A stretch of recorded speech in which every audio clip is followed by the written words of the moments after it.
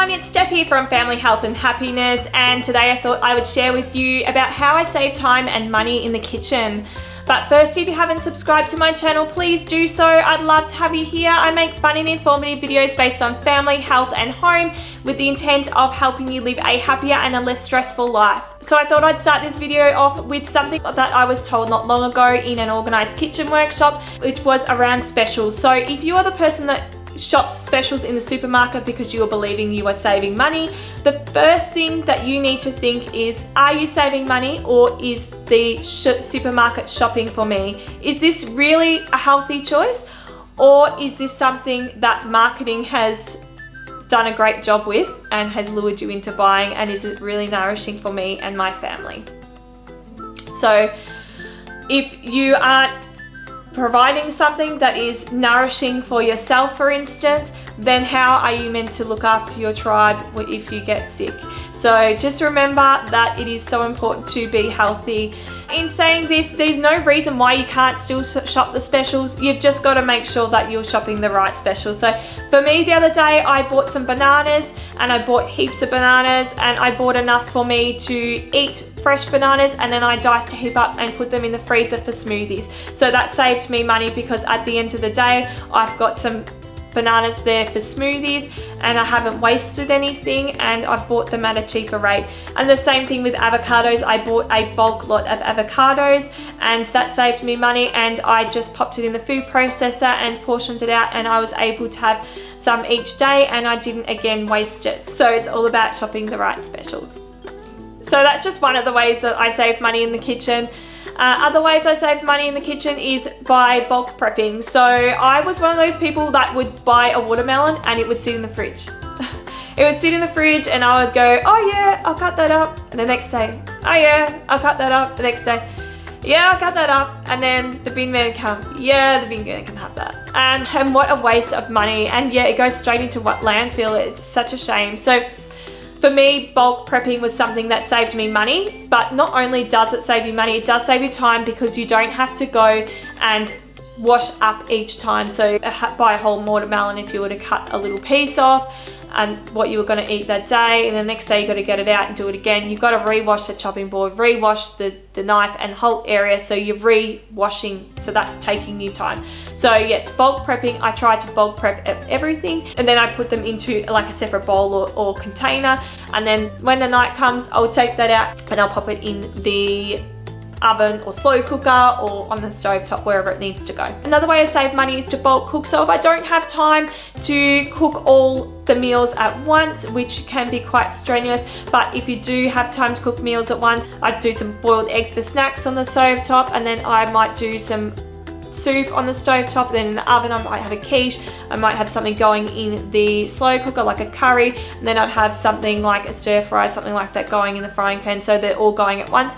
But if I don't have time for that, I don't want to use my whole day up doing that, what I do is I have my bulk prepped items in separate containers, and then each day I take that item out, and then when I cook it, I have enough prepped that I will have 5 or 6 left over at the end of the day. And yes, it is only me and my daughter, so you're probably thinking, why does she need that much? Well, I do work 2 weeks of early shifts and 2 weeks of late shifts. So on my early shifts, I can do all this cooking. On my late shifts, I'll come home and I can put my daughter to bed, and then I don't have to stay up late and cook and clean, and it just is so much less stressful at the end of the day. That is just what works for me. So you just got to do obviously what works for you. Another way to save money is by using the whole food. So when I'm bulk prepping, I will have a Ziploc bag there, and I will peel off all my peelings. I'll pop them into a Ziploc bag, and then I'll pop them in the freezer. And then when I have enough peelings, I will pop them into the pot and I will make some vegetable stock out of it. And you can do this also with chicken. If you've bought a roast chook from the supermarket, or if you've cooked a roast chook, so you can save the bones, you can either pop them in the freezer for a later date, or you can put them on the stove top and you can put them in with your peelings, and you've just made a beautiful vegetable stock. So that is just another way that I save money. Another way is when I use citrus. So I will grate the whole peeling. If it only needs half of it, I will freeze the other half in an ice cube tray. And I do the same thing with ginger and garlic. I'll cut the entire thing up and then I will portion it out in ice cube trays with a bit of oil. I'll write on the back of the tray so I know how much is in each as well. Another way that I save money as well is by making my own cleaning products. I know this is all about saving money in the kitchen, but I'm just giving you an idea. If you don't use rinds at all, you can just put the peelings in a airtight container with some vinegar and let that brew for a couple of weeks, and now you have your own citrus multi-purpose cleaner. What I was doing on bin day is I was doing a big fridge clean out, and I would freeze what I haven't used and I would portion that up. So say if I had some Greek yogurt, for instance, and I knew that I wasn't going to use that up,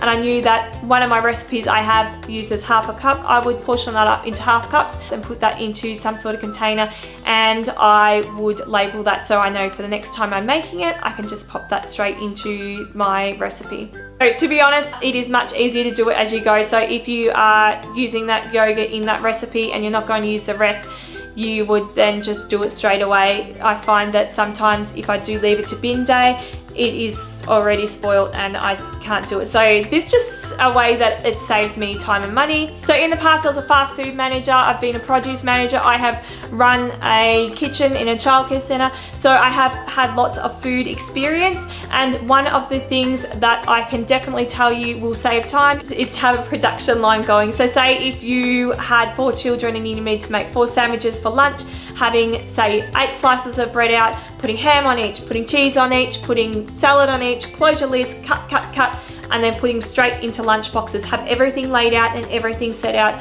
and ready to go, and that saves so much time. So you can do this with plenty of other things like nuts, sultanas, all that sort of thing. Just have your containers ready and have your items ready and go. And last of all is labeling. So make sure everything has a label. If you don't label everything, you will probably end up wasting it because you won't know what is what in your freezer, and then no one will want to eat that mystery prize that's in there, and you've just wasted your time and money on cooking. So make sure that you label it, make sure you go to the effort.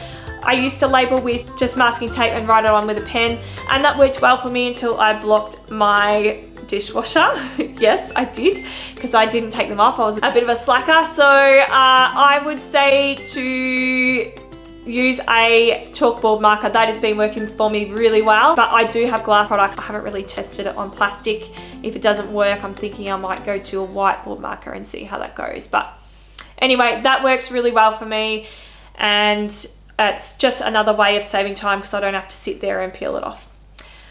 Thank you for watching Family Health and Happiness. I hope you are all having an awesome day. If you have any time and money saving tips, please leave them in the comment below, and we will see you in the next video. Thank you. Bye.